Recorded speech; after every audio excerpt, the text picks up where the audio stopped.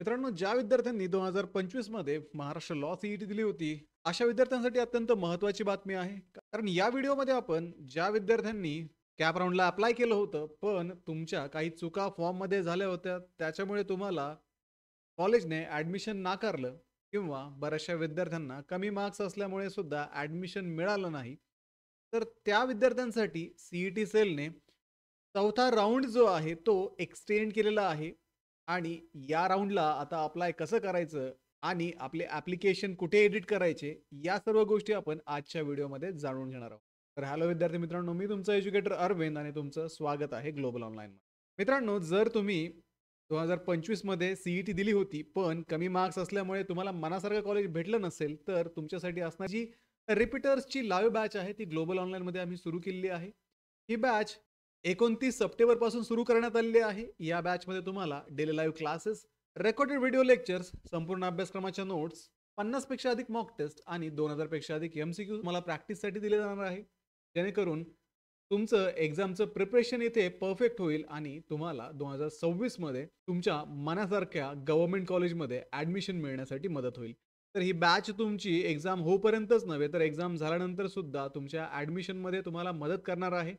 तर या बॅचला जॉइन करण्यासाठी स्क्रीनवरती दिलेल्या नंबरवरती व्हॉट्सअप करा किंवा प्ले स्टोअरवरती जाऊन तिथेही ग्लोबल ऑनलाईन ॲपमध्ये लॉ सीईटी 2026 असं सर्च करून तुम्ही ही बॅच जॉइन करू शकता.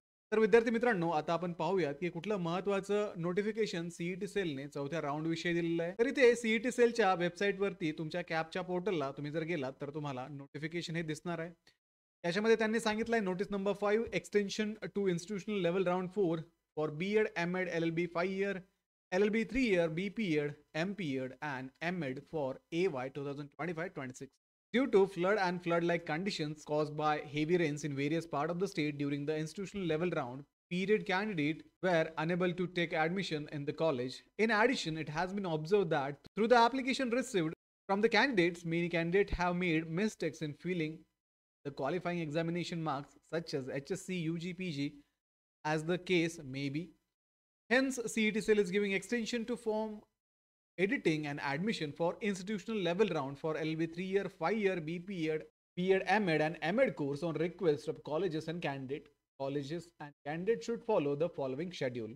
तर राज्यामध्ये ज्या विविध भागात मुसळधार पावसामुळे निर्माण झालेल्या पूर आणि पूर सदृश्य परिस्थितीमुळे उमेदवारांना संस्थात्मक फेरी दरम्यान महाविद्यालयात प्रवेश घेता आला नाही. तसेच उमेदवारांकडून प्राप्त झालेल्या अर्जातून असे आढळून आले आहे की अनेक उमेदवारांनी 12वी, पदवी, पदव्युत्तर पदवी यासारख्या पात्रता परीक्षांचे गुण चुकीचे भरलेले आहेत. अशा उमेदवारांसाठी शैक्षणिक नुकसान होऊ नये म्हणून उमेदवारांच्या आणि महाविद्यालयांच्या विनंती अर्जाचा विचार करून सीईटी कक्ष विधी 5 वर्ष, विधी 3 वर्ष, बीएड, एमएड, बीपीएड, एमपीएड आणि एमएड अभ्यासक्रमासाठी संस्थात्मक स्तरावरील फेरीसाठी फॉर्म दुरुस्ती करणे, प्रवेश घेण्यास मुदतवाढ देण्यात येत आहे. महाविद्यालय आणि उमेदवाराने खालील वेळापत्रकाचे पालन करा. म्हणजे थोडक्यात तुमचा जो चौथा इन्स्टिट्यूशनल राऊंड होता तो एक्सटेंड करण्यात आलेला आहे. आता परत एक राऊंड होणार आहे. त्याच्यामध्ये विधी 5 वर्ष, 3 वर्ष, बीपीएड, एमपीएड, एमएड आणि बीएड, एमएड या कोर्सेससाठी हा राऊंड ओपन करण्यात आलेला आहे. तर याचा शेड्यूल सीईटी सेलने दिलेला आहे. वाढीव संस्थात्मक फेरीसाठी अर्ज दुरुस्ती करण्याचा व महाविद्यालय विकल्प देण्याचा कालावधी तुम्हाला 3/10 ते 5/10 या दिवसांदरम्यान देण्यात येणार आहे.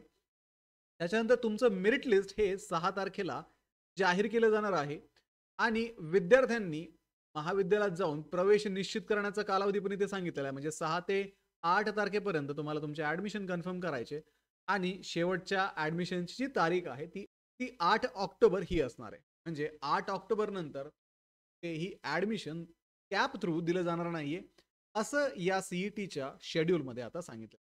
तर विद्यार्थी मित्रांनो, तुम्हाला जे हे ॲप्लिकेशन करायचं आहे, तुम्हाला जे ॲप्लिकेशन एडिट करायचे आहेत, ते ॲप्लिकेशन तुम्हाला 3 ते 5 या दिवसांमध्ये एडिट करता येतील. 3 ऑक्टोबर ते 5 ऑक्टोबरमध्ये. त्यासाठी तुम्ही सीईटी सेलच्या कॅप राउंडच्या पोर्टलवरती जाऊन तिथे तुमचं ॲप्लिकेशन एडिट करू शकता. त्याच्यानंतर तुम्हाला जे ऑप्शन फॉर्म फिलअप करायचे, जसे तुम्ही आत्तापर्यंत ऑप्शन फॉर्म फिलअप करत आलेला आहात, त्या पद्धतीनेच तुम्हाला ते ऑप्शन फॉर्म फिल करायचे. फक्त त्या ऑप्शन फॉर्ममध्ये तुम्हाला प्रेफरन्सेस देता येणार नाही. 1, 2, 3 ऑर्डर जी तुम्ही दिली होती, ती आता तुम्हाला देता येणार नाही. आता तिथे कॉलेजेस भरताना लक्षात ठेवा, जिथे तुम्हाला जायचंय अशाच कॉलेजेसची नावं टाका. विनाकारण इतर नावं टाकू नका. कारण आता हा लास्ट चान्स तुमच्यासाठी असणार आहे. याच्यामध्ये जर तुम्हाला ॲडमिशन मिळालं नाही, तर परत हा राउंड एक्सटेंड होणार नाहीये. ठीक आहे? ही महत्त्वाची गोष्ट लक्षात ठेवा. कॅप पोर्टलला जा, तुमचा लॉगिन आयडी पासवर्ड टाकून तिथे लॉग इन करा.